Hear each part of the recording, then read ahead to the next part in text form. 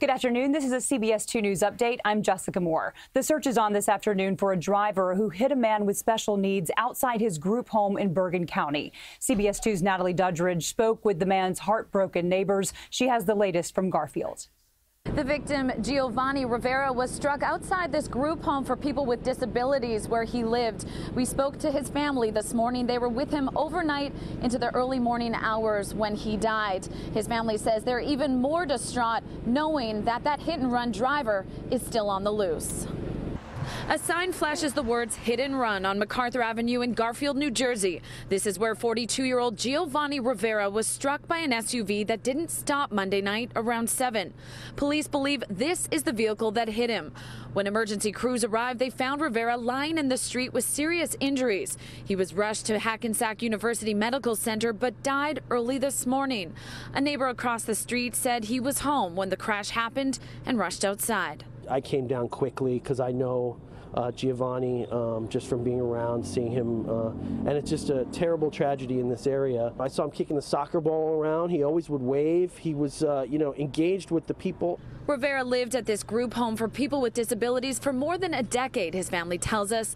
They were too distraught to appear on camera, but say the group home had been advocating for speed bumps. Neighbors have as well, saying cars go way too fast down this street.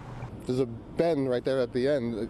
They come around that bend and there's a crosswalk right there. They don't see you walking across that crosswalk. It's a terrible thing that could have very easily been prevented. Should never happen in the first place.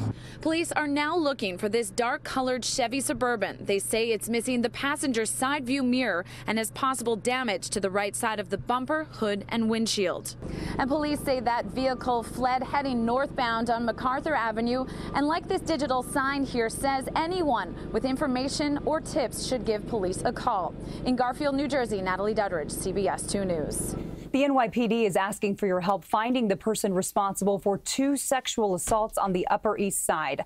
The NYPD released this footage of a man they say is behind the 2 attacks. Both times, the suspect approached the victims from behind and groped them underneath their skirts before taking off. The first incident happened on September 5th on East 94th and Park Avenue. A similar attack happened just 10 days later, less than a mile away, near East 90th Street and Lexington Avenue. It's a shame in any neighborhood. It makes people nervous. It makes parents nervous. Both of these incidents happened after midnight. Police say both times the suspect was wearing a baseball cap. We have an update 2 days after a fire shut down King's Plaza Mall in Brooklyn. The mall and the garage reopened this morning for the very first time since that fire. More than 100 cars parked in the garage burned Monday, causing an estimated $7 million in damage and injuring nearly 24 people. 23-year-old Avon Stevens remains in custody after being arraigned in federal court. He's accused of setting trash on fire inside of one of the cars. Stinky streets in the East Village as garbage trucks take over the neighborhood there, and residents say these trucks are literally stealing their parking spaces. People living on East 10th Street between 1st and 2nd Avenues say new parking signs recently put up reserve street spaces for the Department of Sanitation. Over the weekend, trucks arrived in full force at all hours, taking over the block. I'm tired of seeing garbage in the East Village. Overnight, they changed the signs without any warning or anything. My car got a ticket. People sitting inside the restaurant, frankly, don't really want to eat tacos while smelling, the stench of garbage. Business owners say sales are down and they worry about staying open if the issue continues. The Department of Sanitation claims this is only temporary while they find a new parking garage. CBS2 has requested to speak with the department commissioner. In 2016, the U.S. Surgeon General reported a 900% increase in the use of e-cigarettes among high schoolers, and that number is still growing. There's an epidemic spreading. Scientists say it can change your brain. You're looking at the ad campaign the FDA launched yesterday, targeted at scaring teens away from vaping. How much pressure are kids getting? CBS 2's Jennifer McLogan is on Long Island speaking with students. Nearly 11 million middle and high schoolers across the country admit to using e-cigarettes and vaping within the last month. Sometimes when we walk into the bathroom at school, we can smell people vaping. And then they hide it in the ceilings. With ceiling tiles, and it's just kind of scary thinking about how, one day we're going to get, peer pressure into doing it, but we don't want to.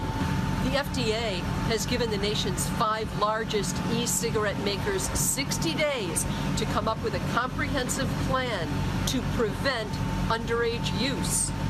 I'm Jennifer McLogan on Long Island. It is partly cloudy today with a little bit of a break from the humidity. Here's John Elliott with a look at your forecast. Hey, good afternoon, everybody. If you've been hitting the gym, maybe doing some exercises, I know you've been shaping up. And everybody's talking about it. Our weather is shaping up, too, because what we've done, we've put a north wind in. In fact, if only you could see the studio crew right now, they're doing jumping jacks in honor of Jack LaLanne. 79, your high today. You know, we could have some thermometers hit 80. And we just got a word that only 7 people got the Jack LaLanne reference. Now, tomorrow, it's different because there's a little shower chance overnight tonight. Little shower, maybe some drizzle.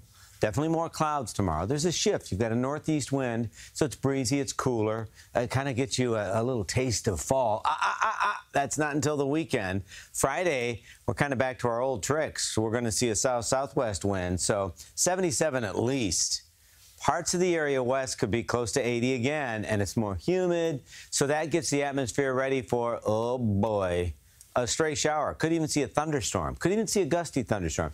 Definitely the exception, not the rule. Nothing like what we were dealing with yesterday, but still, the ingredients are there. Friday night. Friday night lights. Of course, big football night. I know. I was in high school. Played sousaphone in the marching band. So that is the period that we're going to be watching. That's right. That's an image you can't get out of your head now. And then Saturday starts with some clouds, and we fall into fall Saturday night. All right, John Elliott bringing back Jack LaLanne. Thanks, John. All right, move over Pizza Rat. Flood Rat is the new internet sensation. This little guy got caught up by rainwater from Tuesday's storm, and video of the rodent is going viral. A user from the site Reddit captured the rat fighting off a steady stream of water at the 23rd Street station. Many Reddit users expressed worry for the furry friend, but if you ask me, he looks pretty resilient. A New Jersey mom's terrifying story about her little boy's health crisis has now turned into a mission to save lives. CBS 2's John Diaz explains. A New Jersey mother of 3 is warning parents everywhere to learn CPR after she and her family went through a gut-wrenching experience that could have ended a lot worse. Now, Teresa Renal says that her 3-year-old son, Joey, went into cardiac arrest when he was playing with his twin brother at a baptism party last month. They quickly jumped into action, though, and performed CPR. Joey's grandfather is a retired first responder, and Teresa learned CPR when she was a lifeguard. So they say, thank goodness they knew what they were doing. Police then responded and used an AED machine to shock the boy and got back his pulse. Joey was then rushed to the hospital where he remained for 11 days, hooked up to tubes and machines for most of it.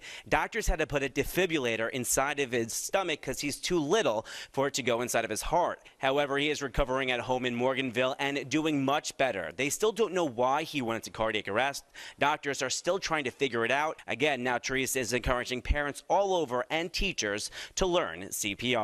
Reporting from Old Bridge, New Jersey, John Diaz, CBS 2 News. How fun would you say New York City is? Well, it turns out it ranks number 3 on Wallet Hub's list of most fun cities in the United States. So who beat us, you ask? Topping the list was Las Vegas and Orlando, Florida. Atlanta and Miami came in 4th and 5th place. The personal finance site weighed 65 metrics, including entertainment costs, number of fitness centers, attractions, and even the average open hours of bars and breweries.